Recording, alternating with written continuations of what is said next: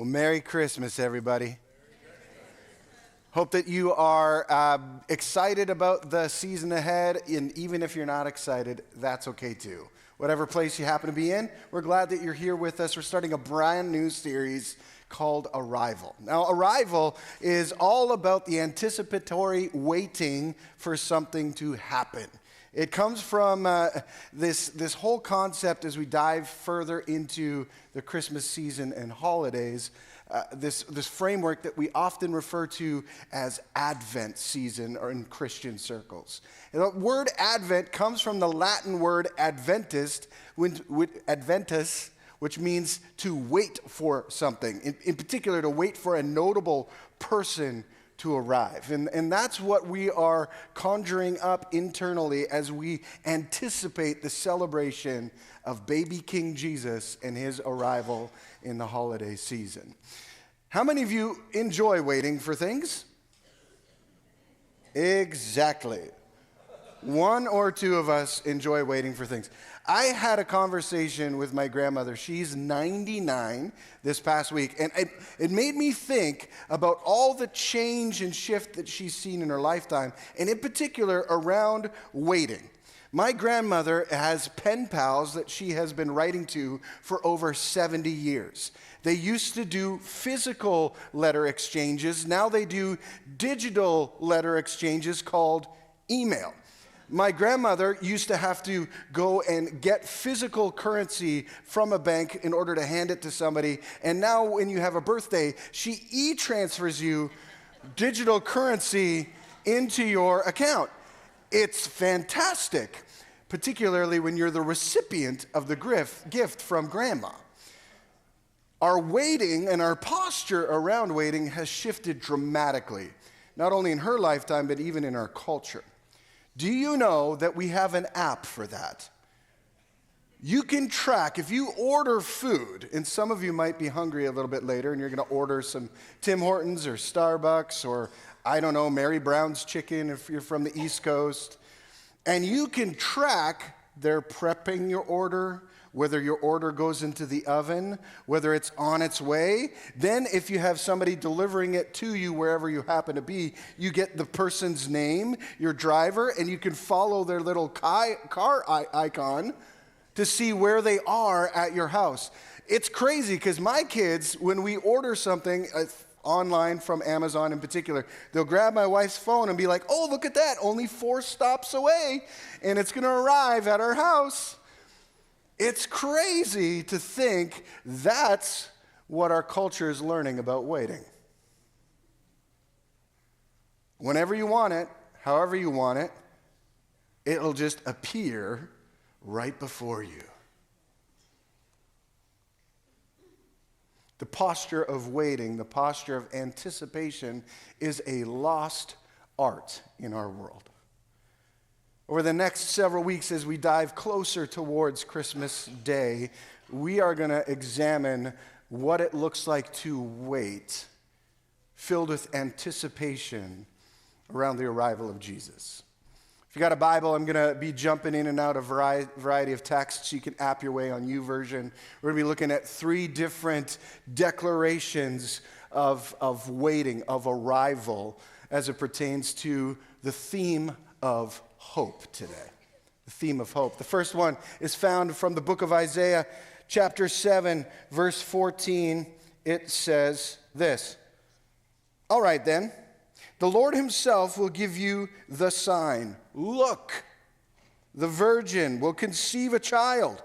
She will give birth to a son and will call him Emmanuel, which means God is with us. We sang about that earlier in one of our songs, Emmanuel, God is with us. This was a promise given through the prophet Isaiah to the community of Israel 700 years before the arrival of Jesus. They were in this season of life and history as a community where they had experienced the highs of highs, and now they were going into the lows of lows. All these other people groups around them were starting to figure out ways to dominate or oppress or steal from them. in various ways. And they wanted and anticipated a deliverer of some kind, a person of hope. And so God spoke through the prophet of Isaiah and said, hey, this is what the sign is going to look like. The virgin will give birth to a child. And that became a promise and a calling card that they hung on to for generations. And even when Jesus arrived, many of them missed that who they were waiting for has finally come. That's the thing about waiting. Sometimes if we wait too long, we forget what we're waiting for. In this case, the person of hope. I want you to think through your own life for a moment. When have you had to wait for someone? Some of you practiced waiting this morning for that person to finish getting ready. Some of you are still watching online because that person did not get ready. We wait for the arrival of something. Sometimes it's a new manager. We don't like the old manager. We don't like the old boss. The new boss is coming in. Man, this is going to be really great. And then we find out that the new boss is worse than the old boss. And now we're waiting for the other shoe to drop. Some of us are waiting for the arrival of a child. And we're excited and we're anticipating that and we're planning towards it. And maybe we've been waiting longer than we anticipated we'd been waiting. Let me tell you, all of your anticipation and excitement is amazing until they turn 16. And then you don't know what you're waiting for anymore, except for them to move out and never return. Just kidding. Maybe you're waiting to meet the person you want to spend your life with. And maybe you've been waiting a little bit too long from your perspective or from others' perspectives. Don't you love that? Like, oh, you're still single? Thank you. It's not like I'm not trying. Those tensions around it.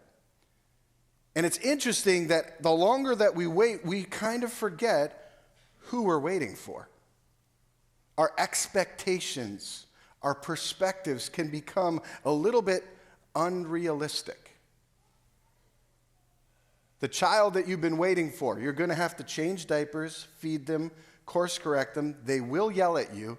At one point in time, they might even say they dislike your guts. But remember, you waited for them. The person that you're hoping to spend your life with, a good close friend, just so you know, at one point in time, they will hurt you. They will say something they shouldn't have said. They will do something they shouldn't do, and it will wound you in some way. But remember, you were waiting for them.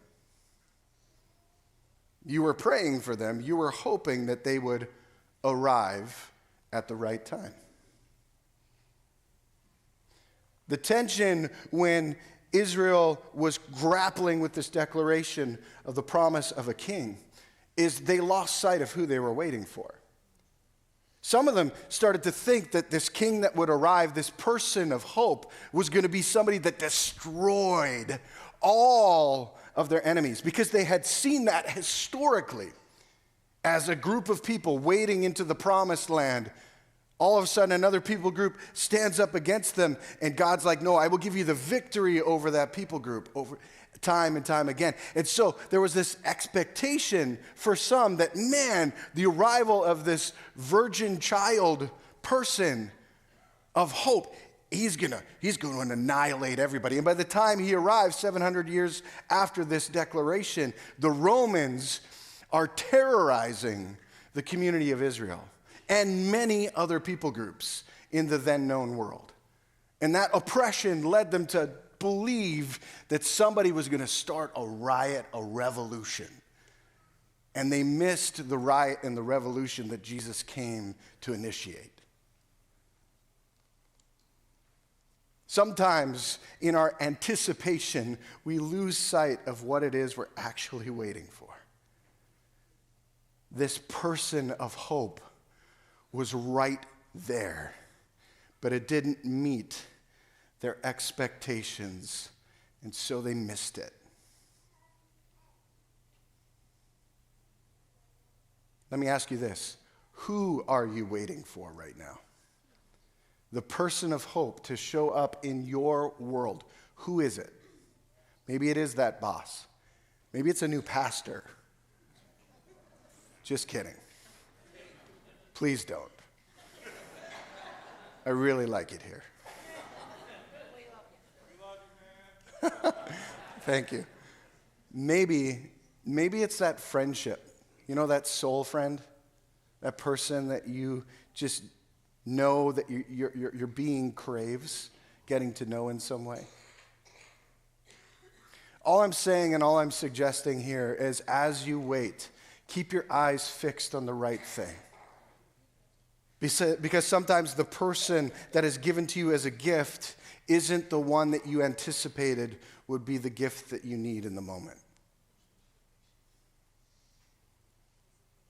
When you're facing a tyrant, the worst thing possible in our brains, human logically speaking, is to send an infant child into the chaos. And yet, God's perspective is larger, grander, and greater than our own. And in his infinite wisdom, the introduction of his son through this medium of human infancy changes the world forever. Don't miss it because you're waiting for the wrong person. There's another reality that surfaces in the heart of the community of Israel. They heard declarations about the person, and as many of us would, if somebody says, hey, I've got something for you, just you wait to see it, we want more details. Oh yeah, what is it? Is it large enough? Can I carry it? Can I hug it? Will it hug me back? Will it keep me warm? Will it keep me cold? All sorts of details of information flock to our hearts and our minds. And interestingly enough, this community had questions about this arrival of the person of hope. Who would they look like? And in particular, what might we find him? There's another declaration that shows up in the book of Micah, chapter 5, verse 2. It says this, "But you, O Bethlehem, are only a small village among the people of Judah. Yet a ruler of Israel will come from you, whose origins are from the distant past." Micah is another prophet of God, a representative of God to the community. And a couple hundred years later, utters this next declaration about the where or the place of hope that would surface in the community. There's a few things about Bethlehem that are important for us to understand. One is it was a place, a village, that not many people wanted to go to or admit that they are from. Contextually speaking, maybe for some of us, it's like if you're in the greater Ottawa area, sometimes you say, hey, I'm from Ottawa, but you really live in Stittsville. Because if you live in Stittsville, people are like, okay, where's that? Well, it's kind of by Canada. Okay, where's that? It's by Ottawa. I think I know where that is. And we just kind of go with it. Bethlehem is like one of those places. Like if you blinked, you would miss it.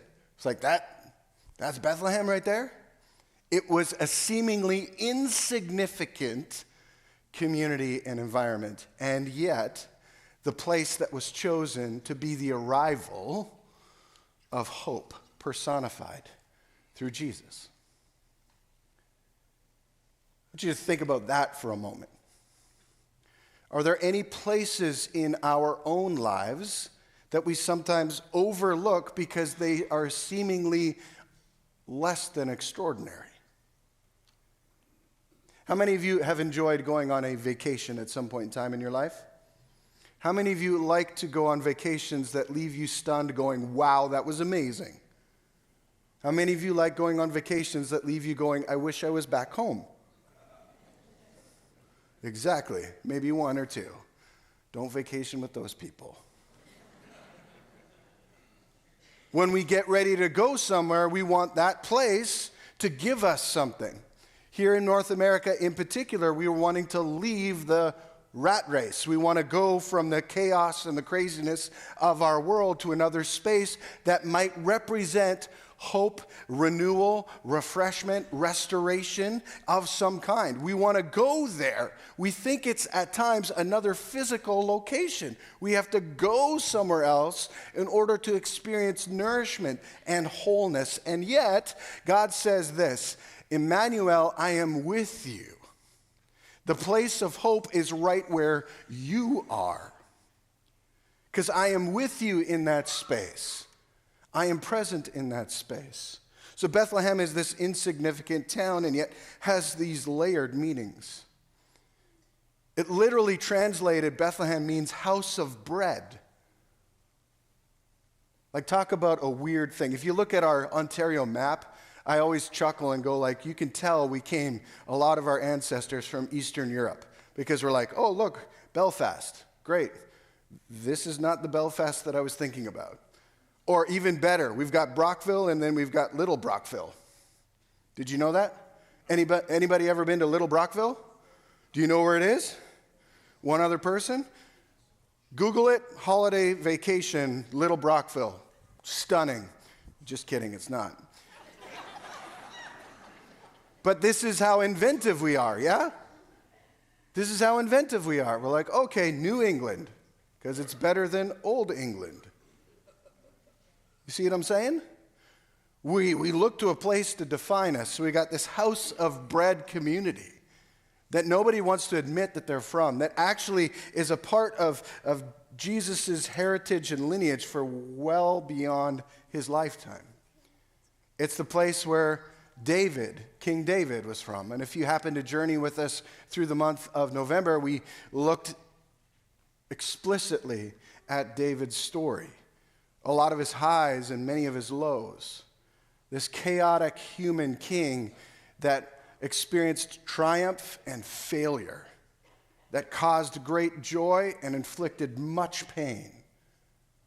This is where he was from. And from this place that was polarizing at best, again, this is where Jesus emerges as not only the person of hope, but the representation of the place of hope. Sometimes I wish in our zest for adventure or vacation that we would understand that it's not the physical place that we are craving, it's a posture internally that we are after. An internal settledness, an internal hopefulness, an internal barometer. It's a sign inside of us that something has gone awry. When we feel like we just need to get away and go somewhere else, it's because internally we've been mucked up somehow.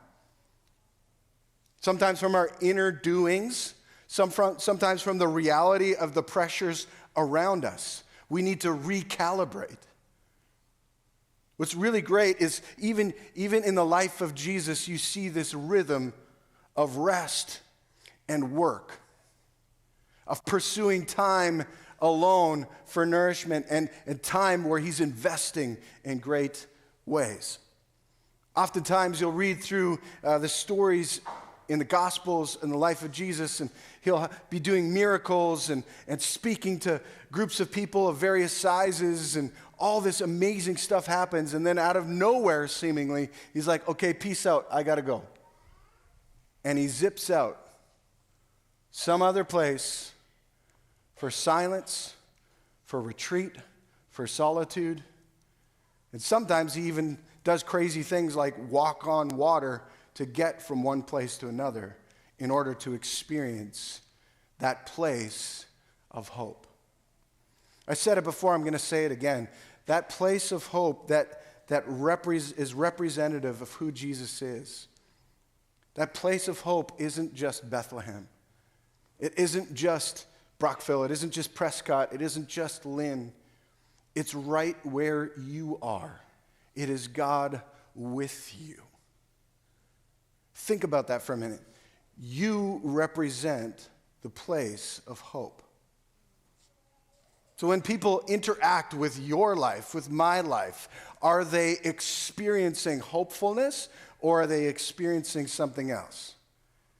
Are they experiencing despair? Are they experiencing pain? Are they experiencing abuse? Are they experiencing less than what maybe God would have intended for them to experience in their interaction with you?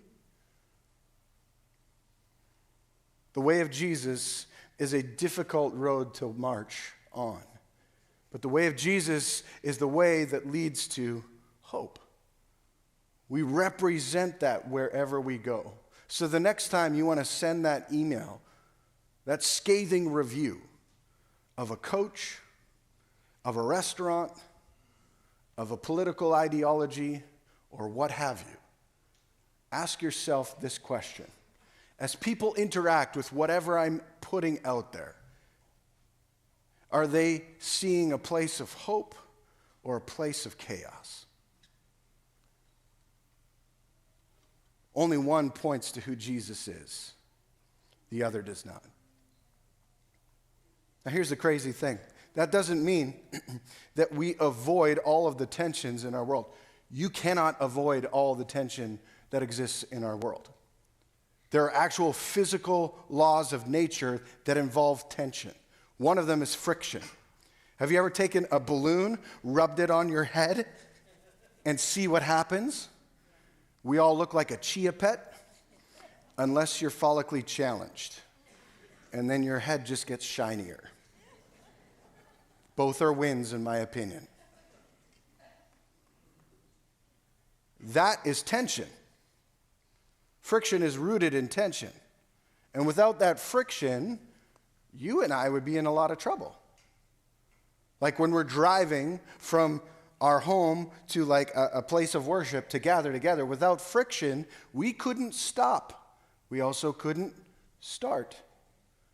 So without tension, we would have no forward movement. The life in which we live is not going to be void of tensions and conflicts. When those arise, that is a good thing. How we handle them makes all the difference in the world. We can let that tension overwhelm us, create layers of chaos inside us and around us, or we can let that tension fuel us to consider how are we representing the place of hope amidst all of this. The person of hope is Jesus. The place of hope is his presence. How are we reflecting that to a world that is in more and more and more need of understanding the reality of both of those things? You can't do that in a harshly worded email that is targeting everything that's wrong in a person, in a culture, or in a world. You can't go on a rant on social media and expect people to agree with you and be like, yeah, everything that they said is amazing. I think we should just change now. Not going to work. How are we representing Christ in the spaces where we live and breathe and move? Are we led by his Spirit, or are we led by our own motivations and intentions? There's a third thing that I want to highlight. And this comes after the life and death of this king that the world and the nation of Israel was waiting for. It's from 1 Peter chapter 1, verses 3 to 5.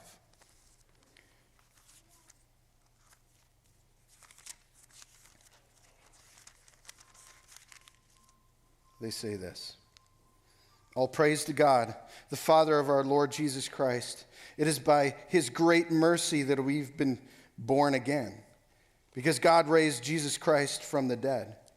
Now we live with great expectation, and we have a priceless inheritance, an inheritance that is kept in heaven for you, pure and undefiled, beyond the reach of change and decay.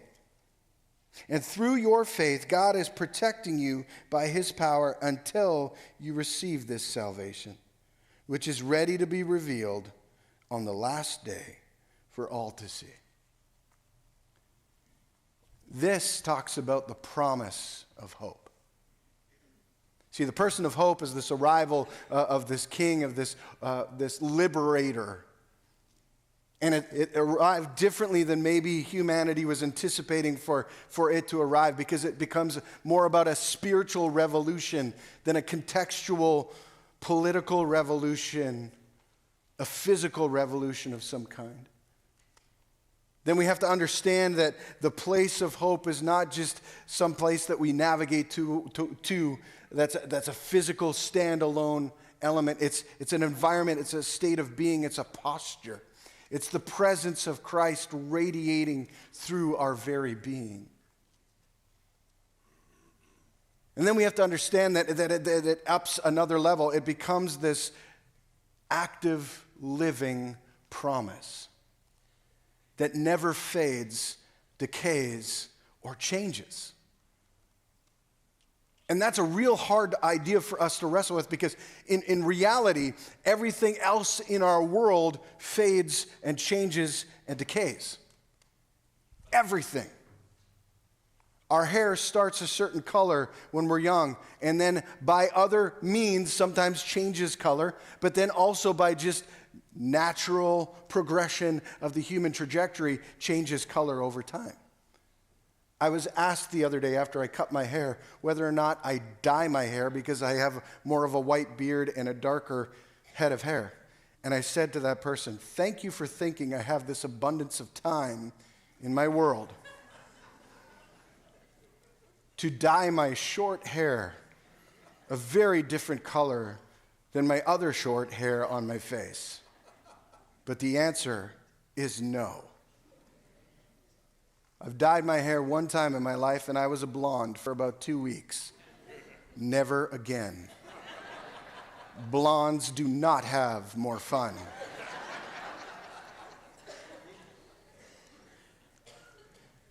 Our hair changes. Life changes. All we have to do is, in our small little community, sit around for a week or 2 weeks or 3 weeks or 4 weeks, and you will notice change. We just walked through the fall. All the leaves, well, the majority of them, have fallen off the trees. That's an example of change. That's an example of decay. Some of those things we celebrate, we take photos of. Other things we bury because we don't want to deal with it.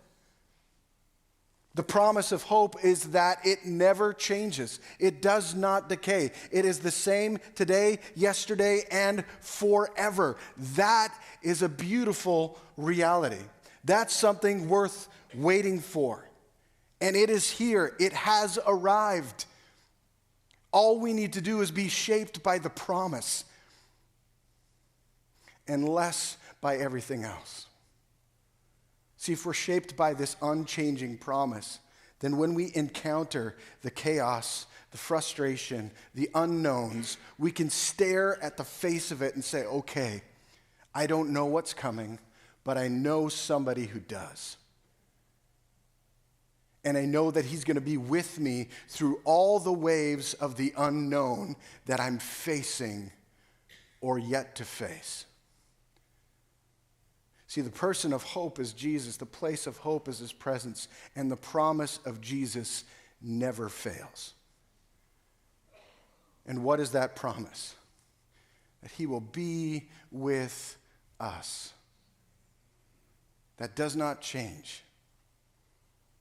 He is with you in your worst moment. He is with you in your best moment. He is ever present where you are. There are some things that we expose his presence to that he probably wishes we wouldn't. Lesser things that we settle for, that we engage with because we think it's going to provide for us the hope in terms of the person or the place that we're craving, something outside of him. And in his infinite wisdom and love and care for us, he lets us navigate into those places, waiting for us to return to him. with our new learnings and discoveries that anything short of his promise just doesn't measure up. God came to save us not just for eternity, but for today and every day. So that when we encounter all of those unexpected things, that we can hang on to his promise and stand firm in that reality. There are literally thousands of promises that God gives to his people, his followers in Scripture. We can hang on to those. We can be shaped by them. We can hold him accountable to do what he says that he will do and to be who he says that he will be. Because he is the unchanging one. I know that's frightening at times because maybe we've flirted with accountability before and integrity before, where we were expecting something from someone because they represented being a person of hope or a place of hope to us, and then they failed to meet our expectations. It's like that old saying, don't meet your heroes. You have this idea and this picture in your mind that they're grand and they're amazing, and then you encounter them and you're like, oh my goodness, that was underwhelming. Why did I spend $200 to watch people play a game? I could have had lots of pizza without pineapple for that amount of money.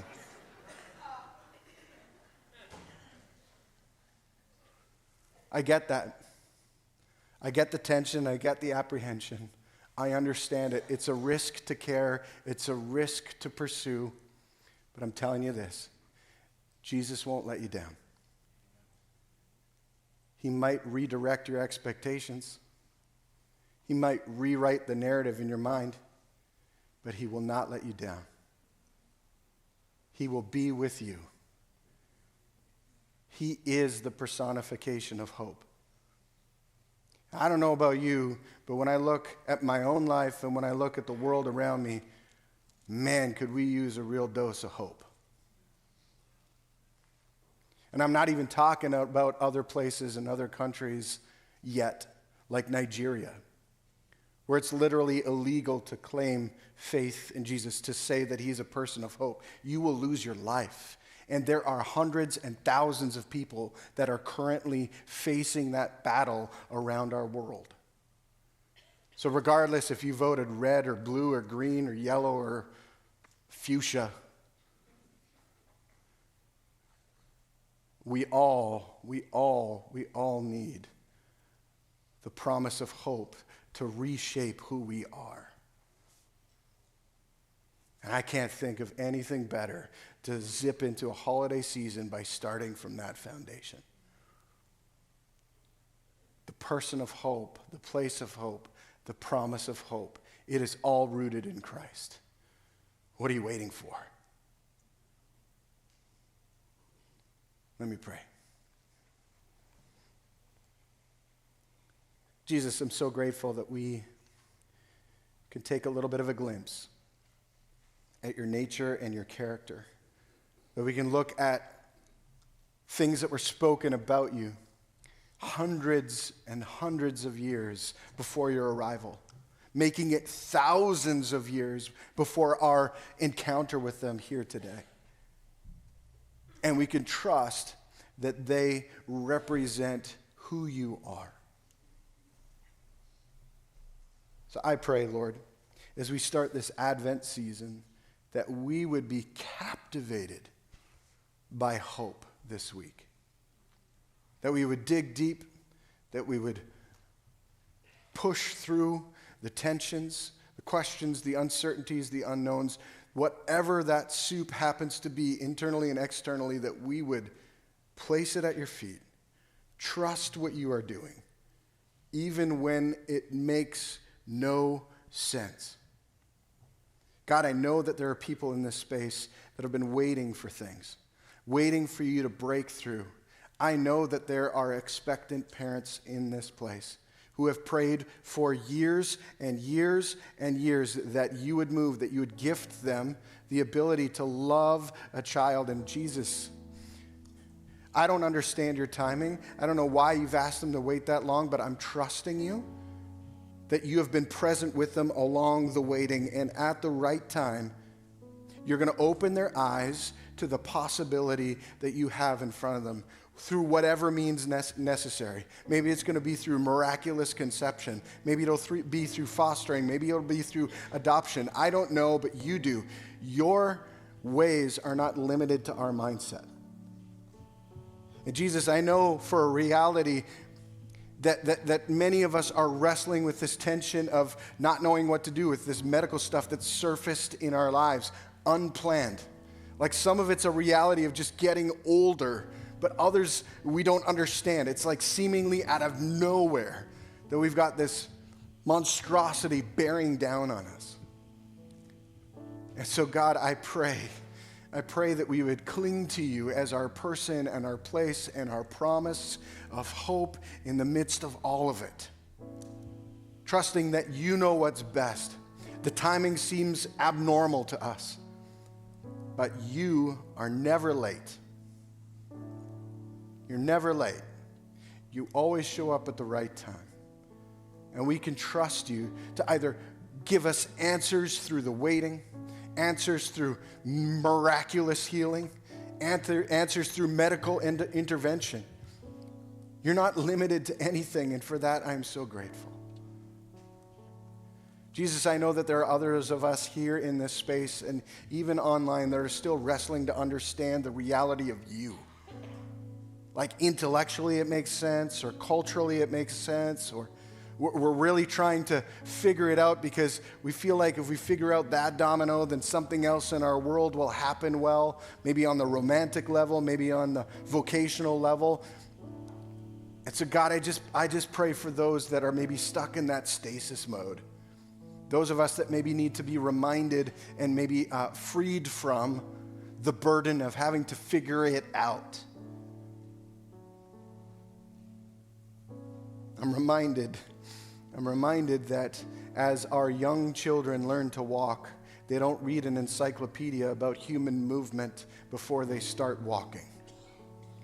And so I pray for movement today in our hearts and our minds, that our waiting, our pandering, and our posture would be grafted into hope more and more and more, trusting that we don't have to have it all figured out to just start taking steps towards you. Jesus, would you bless and protect us? Would you make your face shine upon us and be gracious to us? Would you grant us your favor and your peace? In your name we pray. Amen.